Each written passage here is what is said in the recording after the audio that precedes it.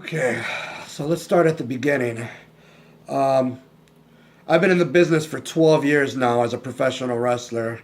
We're celebrating the 1 year anniversary of Mike's passing, so it's fair to say that I've known Mike for about 11, 12 years now. Um, Day one that I wanted to become a professional wrestler, I spoke to a promoter and he mentioned to me that he had a training school and it was in the backyard of his house. A ring was set up and he had a few guys there. Mike was one of the first guys I met. Um, I got along with Mike right off the bat, right from the get go.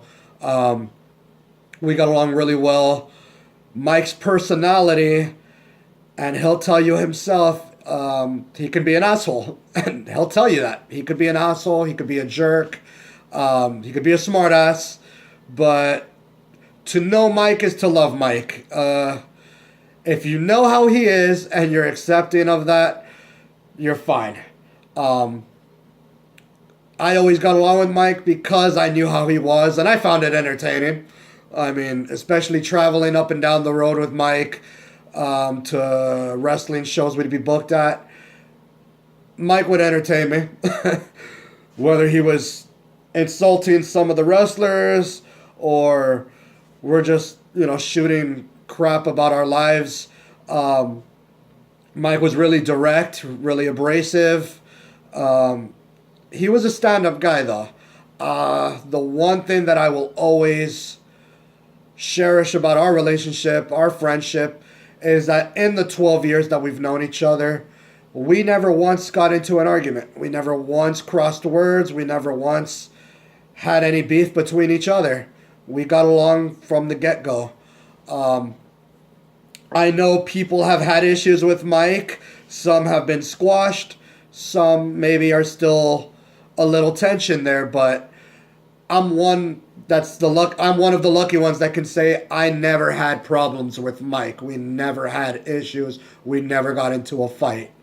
Um, if anything, Mike always looked out for me, and I did my best to look out for him because there was a certain point after training, after we started doing our shows, um, we had issues with our wrestling school that we were at, and we cut ties. We cut ties with the wrestling school. We started having our own bookings, contacting promoters, hitting up wrestlers. Hey, how do I get booked for this show? How do I go to that show?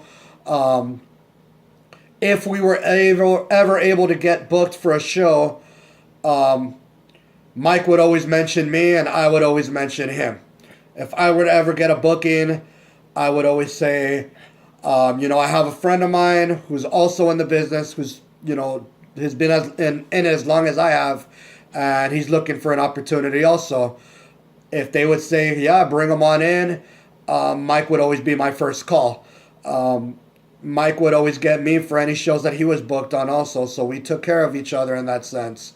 And for a long time, it was just us, because after leaving the other company, our original school, we kind of got a reputation of being hard to work with. Um, I know Mike, it was probably more his attitude, his abrasiveness, the fact that he was just really blunt, and that was just the way Mike was. With me, I didn't have the proper look that a typical wrestler has. I was too big, I'm overweight, I'm a fat guy that for whatever reason, promoters didn't want to use me. Despite of how I looked, Mike knew I could work, and that's why he always looked out for me. So for that, I'll always love Mike for that. I'll always love Mike for taking care of me and helping me out whenever he could, just as I would help him out when I could. Mike and I also had a friendship outside of the wrestling business. When my wife was pregnant with my oldest kid, my daughter, Mike went to my baby shower, got a gift for my daughter. Mike and I would talk about our families and, of course, obviously wrestling. So I think it was a huge shock when I heard that he had passed. because of all people, Mike was one of the closest ones that I was tight with, and at first I thought it was a joke, which, granted, it's not funny. It's not a funny joke, but no way, not Mike. Um, Lo and behold, I found out it was true, and now I still struggle with even hitting the road, doing any shows that are really far, or any of my matches. Mike would always tell me if I had a good match. He'll tell me what I needed to work on. He'll probably talk shit too. That's the way Mike was. But I struggle with not having Mike by my side now, because he was always the one I could rely on. He was always the one that, no matter what happened, whether it was dealing with the promoter, dealing with the boys on the back, people talking crap behind our backs, will tell us to our face. They'll be friendly 1 minute, and behind our backs will run their mouth. That does happen in this business, but me and Mike always looked out for each other. So if anybody was talking about Mike, I made sure he knew about it. If anybody was talking about me, he let me know about it. Now, we never went to hell into a fight with anybody that was talking about us, but we knew it amongst ourselves that, we got to be careful with certain guys, because they're good 1 minute, but behind our backs they're talking trash, and that's just the way things go. I will say that I miss you, Mike. I miss you. I wish you were still here. I wish you could see how Destination 6 is doing, because, man, as humble as your family might be, they took it to a whole new level. I know this is your baby. This was your idea. This is how you envisioned it.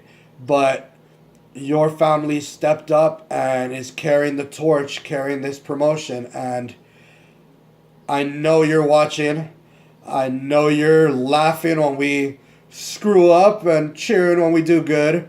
I hope that this promotion will last for a long time, and I'm pretty sure it will. We got a lot of good guys backing this company up. A lot of guys here miss you. A lot of guys wish you were here.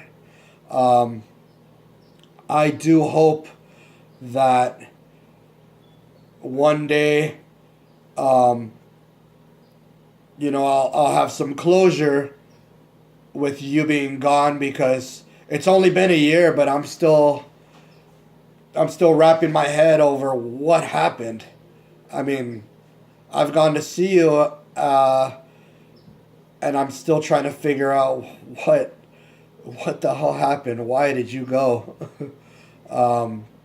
It was not your time. You still had so much to give. You've got your family. You've got your kids.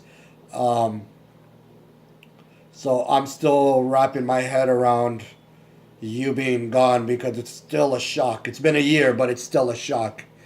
I hope that you can see your kids from up there, see all the boys, see the company, how much it's grown. I hope you're happy, and I thank you. I thank you for all the times that you've had my back. I thank you for being a friend from day one. You never judged me. You took care of me. You accepted me for who I was. You never changed me, which is one of the things I loved about you. You never changed me. You accepted me for who I was. You would tell me and you would criticize certain improvements I can make, but you never initially told me, like, you need to do this, you need to do that. So I always appreciated that. And that despite, your personality, people had grudges against you because of how much of a smartass and a jerk you were. And you were. I always accepted you for who you are, because, damn it, that's just Mike. That's always what I would tell people. That's just Mike. You're just going to have to deal with it. If Mike gave anybody a hard time, I always said, that's just Mike. Mike's just fucking with you. That's Mike. And even now, when something goes off, that we planned perfectly, whether it was for the show or a long drive heading to a booking up north. You know, we did all our bookings in Sacramento, Arizona. If something happens on the way over there, that's Mike fucking with me. That's the way I look at it. But I miss you, man. I miss you. I wish you were here. You know, every time I wrestle now, you're with me. I carry you with me. I got the damn tattoo. I had to talk to your family about it, but I got that tat I always loved of yours, that design. So I got that. I always look at it as any show I'm in, any match I'm in, Mike is with me. Mike is my tag partner, so to speak. He's right there on the corner watching me. So I hope you know that our friendship is really special to me, and I miss you, man.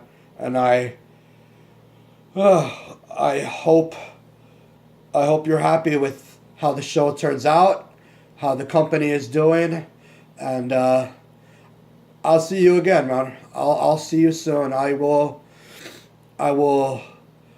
see you in the future.